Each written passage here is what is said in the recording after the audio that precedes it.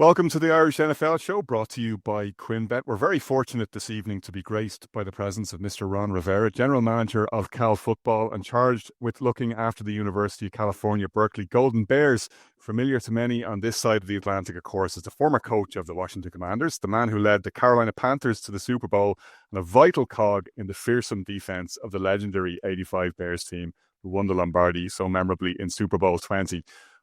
Welcome, Ron. And by the way, congratulations first off, because I realized that you've just received a recent honor from UC Berkeley. You were awarded the Glenn Seaberg Award, which is a very prestigious honor, and congratulations to you on that. Thank you, Connor. Yeah, it is very prestigious because it does go to an alum, former student athlete that played football, but also somebody that has gotten re-involved, reconnected, or has been involved with the university. And my wife and I, Stephanie, have done that. We've been very fortunate to have, been able to stay connected to the university. I'm back as the general manager, and my wife, Stephanie, is also on the board of trustees here. So it's been really a great connection for us, and I'm very proud to have received that. So thank you for bringing that up. It's a lovely thing to see, Ron, and it's fascinating how your career and your academic life have come back full circle. And I know both you and Stephanie have put a huge amount into the college over the years, and you've stayed connected and you've been very involved in fundraising and philanthropy. So it's a wonderful story to see that connectivity. It obviously means an awful lot to both of you. Oh, it does. It does. And just kind of a side note, I don't know if you know, but one of our provosts out here is from Ireland. Oliver O'Reilly is one of our professors that is actually working at the university. He is from Ireland, a terrific man. And he and I have talked a little bit because, I've had an opportunity to travel to Ireland. I've played in Ireland as a player and coached in Ireland as well. So it's kind of neat, and it's been a little special. So Oliver's been a terrific supporter of ours as far as college athletics is concerned as well. That's great to hear. And obviously we'd love to have you back too, whether visiting just for pleasure or you never know that the Golden Bears could be here with week zero some year, which would be very believe me, I would love to do that just because I enjoy the country. My wife and I have not only come out here for football, but we've come out here for pleasure and golf. And it's a beautiful country. It really is. The food is much better than people realize. It's not just about potatoes. So true. People sleep on the food offer here, and it's lovely to hear you say that because we got some great produce and we got people who know what to do with it. One of my favorite spots really is Dublin. I played there in one of the games way back when I was a player, and I loved it. And we've been back a couple other times. So yes, it's great to be on, Connor. Thank you. Well, fingers crossed we can have you back here, and in whatever capacity. Obviously, we'd love to see you grace these shores again with Stephanie. That'd be very cool indeed. So let's hope that we can make that happen, or that the stars align for that at some point. I'm smiling when I talk about your connectivity to Cal, because it's interesting to see a former alumnus at your rival university, Andrew Luck at Stanford. The media making a lot of that one. That's fun, right? The game should it be interesting. Yeah, that was a tough pill to swallow. They got the best of us this year. So, but again, it's about sportsmanship. So I congratulated him on them, and now I look forward to next year. It's going to take me about 350 more days before I get a chance to get even with Andrew. But it was good to see Andrew. He is really one of the really terrific guys in football. Had a tremendous NFL career, a tremendous collegiate career, and now he, like I, back supporting his university as well. So that's been very cool. Thank you, Connor. You're very, very busy with the Cal program. You've got some big decisions to make. Yep. I guess this is where you want to be, right, though? And it must be exciting being in the front office and getting to make those big decisions on who your new head coach is going to be. And we await with bated breath to hear who that will be. Yes, it is. We're working right now to try and see if we get a contract done for our lead candidate. He's a terrific young man who I think can come back. He's also an alum, so he'll be a big part of what we're trying to do is in terms of regrowing this program to where we're a top 25 program that we can be competitive, get an opportunity to compete for an ACC championship, and get an opportunity to compete for a national championship. And, this is the first big step. So I'm looking forward to that opportunity. How do you navigate your way around, Neil, and the transfer portal and so much that's changed since you would have originally come through the university? I think a lot of it is about what you have to offer, and not just money, but the prestige of going to the University of California, Berkeley, the number one public institution in the United States. I think that's one of our selling points, the connectivity that our student athletes have with our student body, and our alums is also a big selling point. So there's a lot of things that we try to do, but when you get to the portal, though, you have to be in position financially. You've got to have a good grip of your revenue share. You also have a decent grip of what you can do beyond the revenue share in terms of NIL. And we're starting to develop that. So that's been a really good thing for us, Connor, because we know that's something that, again, all the student athletes are looking at is what is it for us financially. And then, as I said, the next piece for us is what's the connectivity we have academically and through our alumni. How has nil money in particular, do you think, impacted on the player pipeline into the NFL? You've got players now who have the possibility, and certainly in the talent positions, of making significant money before they ever turn professional. You've also got players, I guess, who can bounce around from program to program, and we see that happen more and more often. So, playing in the one program for 3 or 4 years is a comparative rarity now. Is it impacting on the way players are set up when they get to the NFL, because a lot of them can be financially very secure and they don't have as much incentive, I guess you could argue, at one level to perform. They also, in some cases, and we've heard Tom Brady among others call this out, they don't arrive as fully formed in some instances as maybe they did in the past. In other instances, obviously, they benefit from moving from place to place. And a great example of somebody that has benefited with it is Jaden Daniels. I mean, here's a young man that played for 3, 4 different universities, but he came out on the top end because he understands how to deal with it. Again, he's a young man that set a great example. But then on the other hand, you have guys that have gone to 3, 4, 5 different schools and haven't really been able to settle into the NFL. And a big part of it is they haven't developed what you need to have developed in terms of how do I cope with, how do I handle, how do I become part of. The second thing is you're not being trained specifically as an athlete anymore. Why? Because you're bouncing from one system to another system, and they're different schools, different terminology, different systems, different players, and they never really adapt. But then they go to the combine and they blow it out the water. Why? Because they're just great athletes. And some of these guys get a chance to perform as an NFL player, and it's like, well, wait a minute, he's a tremendous athlete. He runs this or he does that, but he's never really learned. He's never really grown within a program, within a system. So now he's got to learn all these techniques all over again.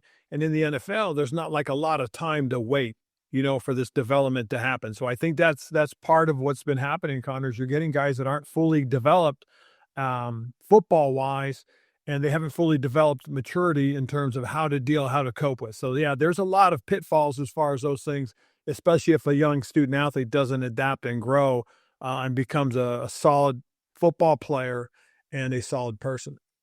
You mentioned Jaden Daniels, so maybe let's talk about the Commanders for a little bit. Both myself and Brian from the show here were fortunate to get to see the Commanders play in Madrid. Unfortunately, of course, because of the injury, we didn't get to see Jaden play. Yep. It's a frustrating season from a Commander's point of view, and yet you saw at Mile High, that game was actually in Landover, wasn't it, against the Broncos. They can compete with the best. They still have the talent and they still have the coaching there. It's frustrating to see a year go by in the way it has for them. It is, and it's been a frustrating year for a lot of teams due to injury, and they're just an example of. I mean, if you talk about what's been going on with the Ravens, you go, wow, you look at what happens when the quarterback's healthy. Look how they can beat. I mean, they put themselves right back in the competition. They at one point were somewhere near the bottom of their division. Now they're at the top of the division. They've got a game. They've got a lead against the Ravens based on their schedule, winning and losing. So that's a plus for them. But then you look at some of the other teams, and you go, wow, look at kind of where you got the Bears on top, and they're over the top of the Packers, the Lions, and the Vikings. And the Vikings have had some injuries. The Lions have had some inconsistent play. And the Bears are probably the healthiest of all those teams. Now, we've still got several weeks left to play, so we'll see what happens. So it's been very competitive, but a very interesting season as far as the NFL is concerned. And I do think the injuries are something that's really playing into it this year. I'm going to have to declare an interest at this point because I am a Bears fan, and obviously we're not in favor of cheering in the breast box here, but we allow ourselves a little bit of latitude. And as you mentioned, the Bears, it's been a phenomenal season, first season for Ben Johnson. The schedule gets a lot tougher now, but so far they've been up to every challenge as it's come. They don't get much bigger, though, than going to Lambeau on Sunday. Yeah. Well, I'll be honest. I don't think I was a skeptic. I mean, I know they had won several games up to a certain point, and I kept saying, yeah, but they're beating the teams they should. The teams they're going to be struggles they had lost to initially, But what you've seen is, and again, credit to what Ben Johnson has done. I like to see him keep his shirt on, but I think what he's done has been very solid. It really has. And their passing game has just been very average. That's the thing that's been impressive. They've run the ball very, very well, but their defense has also played much better too. So this team is starting to come together. They may be a little bit ahead of schedule in terms of where they should be. And we'll see as this continues. This is a great test because it is up in Lambeau where historically they haven't played very well. But it is also a situation where this has been their nemesis. If they can get past Green Bay, I'm completely on the bandwagon. I'll be honest. I mean, I was skeptic, but these last 2 weeks have shown me this team has become very, very competitive. And again, congratulations what Coach Johnson has done. He's kind of boosted himself into position for the NFL Coach of the Year award. I mean, I think there's some very solid candidates. I like what's going on up in New England. I like what's going on down in Jacksonville. But I also want to give credit to what's been going on with the 49ers, because this is a team that's been devastated by injury, but yet they're still near the top of the NFC with nine victories still, despite the fact that they've been beat up all year. So I think Kyle Shanahan's done a nice job as well. So this year has been probably one of the most competitive seasons I've seen because there are no undefeateds. The only team that's really kind of separated themselves for right now, as far as their division is concerned, is what we're seeing what's going on with New England. I mean, the Patriots are by far, the best team with 11 wins. And so we'll see what happens though. I mean, there's still, several weeks left to go. And the Panthers, of course, very much in the mix and with a quality victory against the Rams at the weekend. I mean, that was a great win. Right. It really was. And again, credit to what Dave Canales has been doing there. I mean, he's really stepped up and has taken his game to a whole nother level as far as being a head coach. But my only concern with them is their big victories come at home. Okay. They got a 4-2 record at home, which tells you they're 3-4 on the road.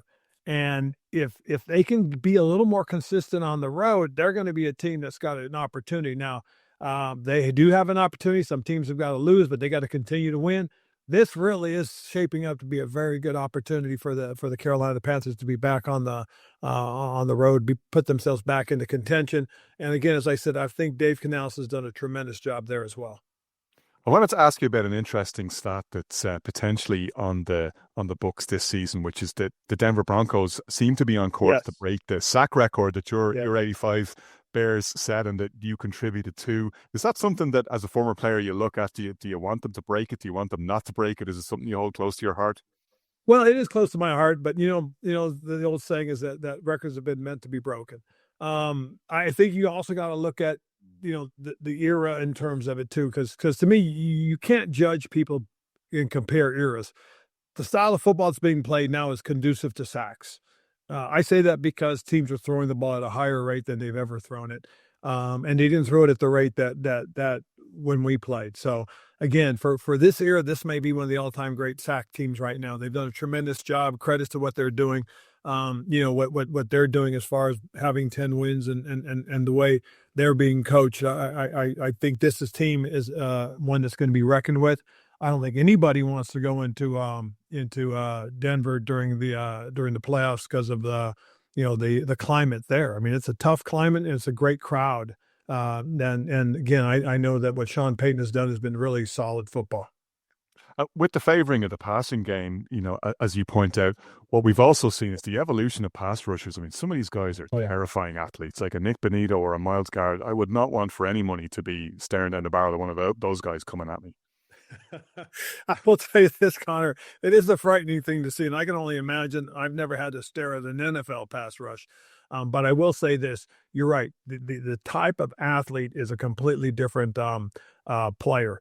These guys are track stars, and by that I mean guys that have tremendous explosion out of the blocks, guys that get vertical very quickly, have enough agility and flexibility to bend that corner or enough strength to make an up and under move and clear that path to the quarterback. So yes, it is a tremendous thing. It's a lot of fun to watch. It's one of the more dynamic plays in the NFL to watch a guy have a sack, especially after having to make a great pass move or a tremendous athletic move to get to the quarterback. Before we let you go, Ron, one thing that I really did want to ask you about, because you talk about trends and how things have changed, and I want to give credit where credit is due. You earned the nickname Riverboat Ron at one stage, of course. You Yes. knew this was going to come up. But it's fascinating now how going for it on fourth down is something that everybody does. And look, here's the guy who started it, and it was seen as gambling. Now it's justified by the analytics, and Right. everybody's all over it. But see, that's the problem, though, the justification. The numbers say it's okay. I talk about this all the time, and that's what happened between Detroit and San Francisco, in the playoff game. Dan had a chance to go ahead and kick the field goal and go up by 3 scores. From me, mathematically, that's what I would have done. Dan did it because that's what he does. He did all the time. I wanted people to understand I didn't do it all the time. I tried to calculate when I would do it in my own mind using my own experience.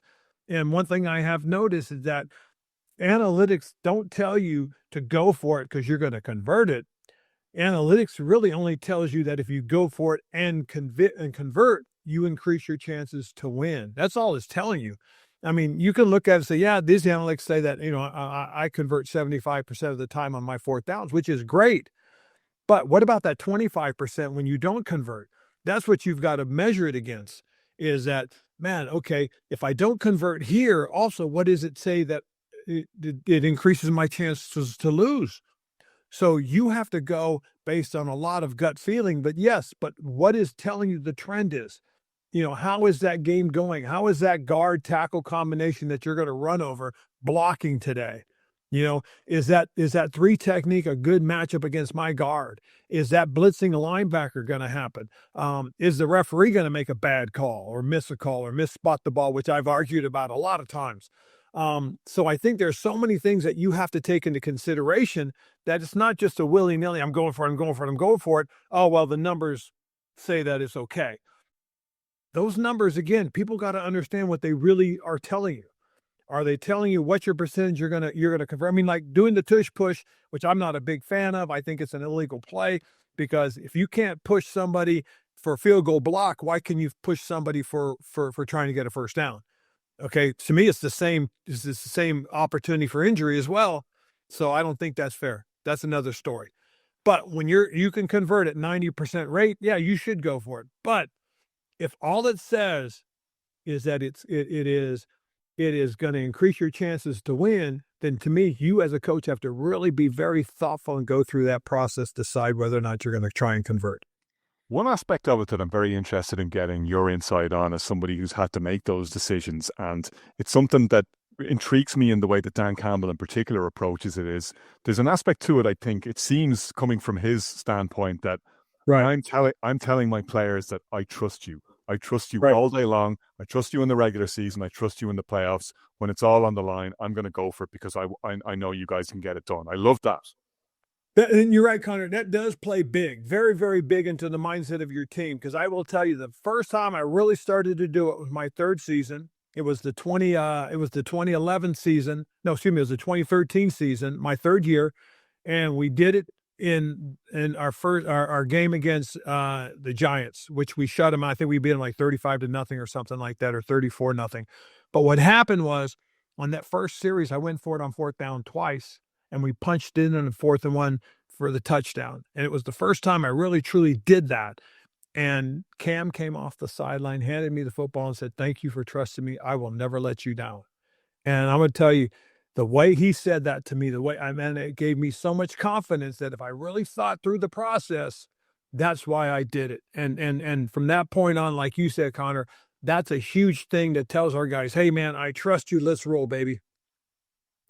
I love that, Ron. It's been a pleasure talking to you. Best of luck with the program this year and get that head coach signed. I wish you luck against Andrew Luck next time around. I hope it swings in Cal's favour the next time the renewal of the game happens. And of course, as we were saying at the outset, we'd love to see yourself and Stephanie back over here again. And I hope we get to meet up in real life when you do so. Well, Connor, when I do, I'll let you know because, like I said, I've truly loved my time anytime I get to visit Ireland. Wonderful people, lovely people, and a wonderful country. So again, thank you guys for your time. And hey, as we always say around here, go Bears. Love to hear it.